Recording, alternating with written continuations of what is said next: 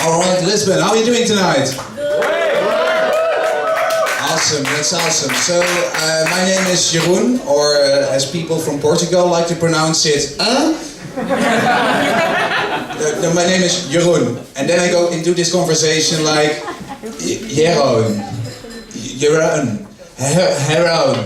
heroin. Yes, my name is Heroin. Come on, no, it's Jeroen. I always get the question like, okay, but what does your name actually mean? And to be honest, I didn't know, so I googled it yesterday, and I found out it stands for tall, curly ginger. So that's who I am. I'm from Amsterdam, and I live near the red light district. And when you say when you are from Amsterdam, a lot of people always say like, oh, you must be like high all the time, which is true. But also when I get high, I also get a little bit paranoid. So when they say you must be high right now, I'm like, who told you that? I didn't know. So in Amsterdam, yes, there's weed, there's hookers and stuff. So it's, by the way, quite great. In my hotel room, they have this fancy lighting settings, and I can turn it to blue or white light, but you can also set it to red light, which really makes me feel at home.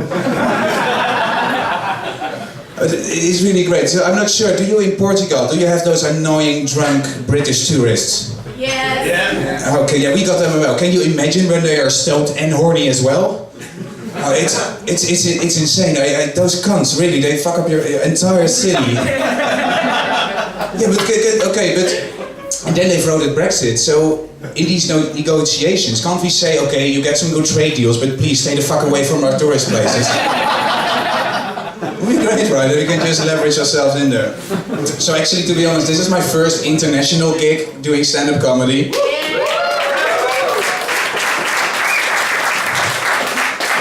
I really love to be here. It's like a Dutch guy going international. If you look at our country's histories, we have done quite well internationally. So yeah, smooth sailing from here, right? So are there any singles around here? And anyone single? Yay! Yay! That's a very happy single. How long have you been single for? How long? Yeah, how long have you been single for? For 3 years. 3 years. And still that happy. That's some spirit, right? That's. Now I recently discovered that I was single for a year, and I really needed to go get into dating, because if I'm single for too long, I'm starting to watch so much porn. It's not healthy anymore. No, really. When I visit Pornhub these days, I get blocked because they think I'm doing a cyber attack.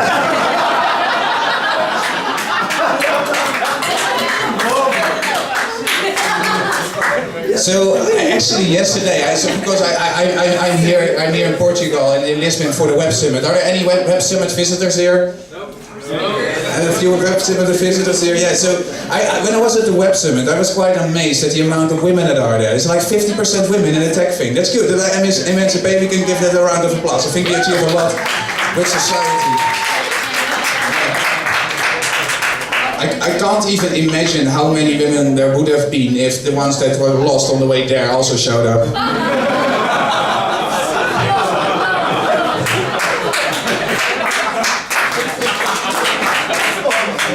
Now, it's a really great place. I saw Albert Einstein talking to a female robot, and that robot actually got citizen rights in Saudi Arabia.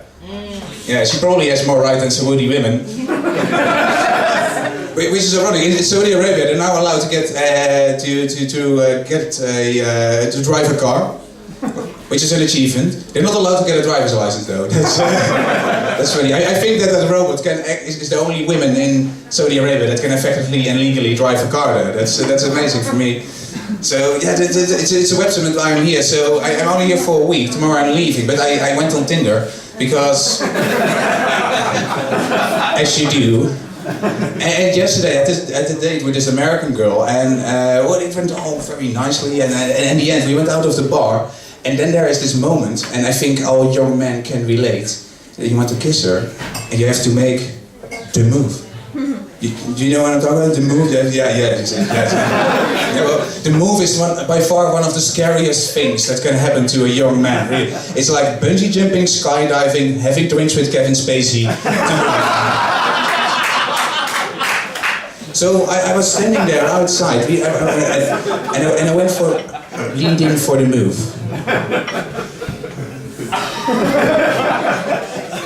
I have to promise you, it went as smoothly as I'm doing it now.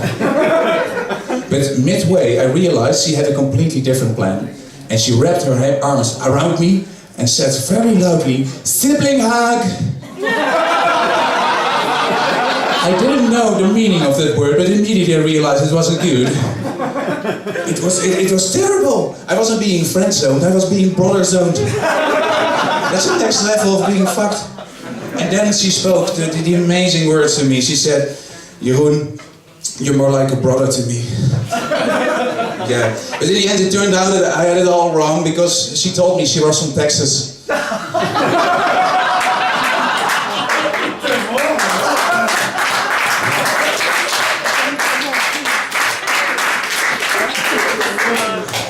So, are there any students here? Are people studying? Still studying? Yay, well, how many of you still like the study you're doing? Okay! No, I recently graduated. I graduated last year. Yeah, that's what I thought initially as well. But life really gets complicated then because everything is changing. And the most peculiar thing that is changing is the relationship between me and my mother. It's something new now. So what happened recently? She said to me, "Jeroen, I don't care who you go to bed with, male or female." Yeah, I never came out of the closet or something like that. But male or female, but can you please practice safe sex? Yeah, that was by far the weirdest question I got during my graduation presentation. It was awful, to be honest. But my mama really has a thing for this. She really goes into these very weird situations. So my mom recently wanted to invite me for dinner, but she does that in her own way. So the phone rang. Jeroen! Why do women, mom, always shout that loud on the phone? They never got the concept right, but I was thinking, I got a hearing aid, so everyone gets a hearing aid. I really like being on the phone with a mom, by the way, because after I hang up the phone, it feels like she's with me for a little while, because of the ringing noise in my ear. But she was like, "Jeroen, we have a dinner coming up, and Granddad is coming by, and he is getting quite old now, and I would really love you to come, but I don't want to make you." That's some kind of social strangle thing going on there. It's just awful. It would have been like the same if I took a girl home and the girl said to me like, "Oh, Jeroen, I really want to go to bed with you, but I'm on my period, I have AIDS, you may use a condom, but I don't think you want to." It's horrible. I was realizing that Portugal, and can I have a sip of your beer, please? Thank you. Lovely, thank you. So I recently realized also that Portugal and the Netherlands are one of the few countries in Europe that hadn't had an attack of ISIS yet. Right? This is rather great, right? No, because what I'm surprised by the most with ISIS is that they keep getting new recruits. And apparently they're doing this with social media, but I have no clue how. What are these guys posting on their social media? Like, tag a friend who always is forgetting his bomb fest? I don't know, the guys getting their video. Are they on Instagram as well, like with Boomerang, like these exposing on Insta? Makes me think, if they're on Instagram, they probably are the only account on Instagram that is happy when they are losing followers. These guys can go quite far. Let's say they have this little caliphate of it, which is in essence is a country. I'm very scared that they are trying to compete in the World Cup of soccer. No, because when we get in that, and you are in the same group as them, talking about killer competition, I hardly think we will make it. We are the people. We have the Netherlands. We play in an orange jersey, right? You know how those people react to people in orange jerseys? There won't be any left of us at the end. It's weird. Those guys really get far. They get carried away quite far. I recently heard that they got a girl to wear a little backpack filled with explosive, and they sent it to the opposite side of the street, inside a police station, and then detonated. that's sick. Like brainwashing is here. This is already next level. The Pope also responded very, very deeply hurt. This is not the way how we molest children. Oh shit, no, sorry, I forgot to put in some kind of disclaimer there. I sometimes get a feedback that my jokes are a bit dark.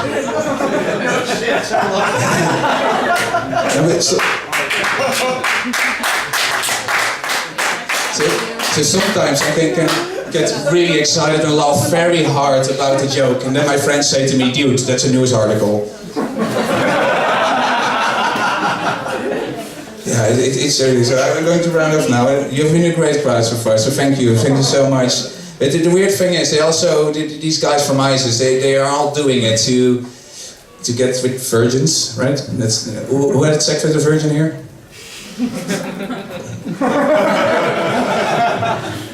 Yeah, it's not that great. You always discover it like mid sex, right? It's very clumsy, etc. But maybe the scouting uniform was a sign. My name is Jeroen Coelen. Thank you very much.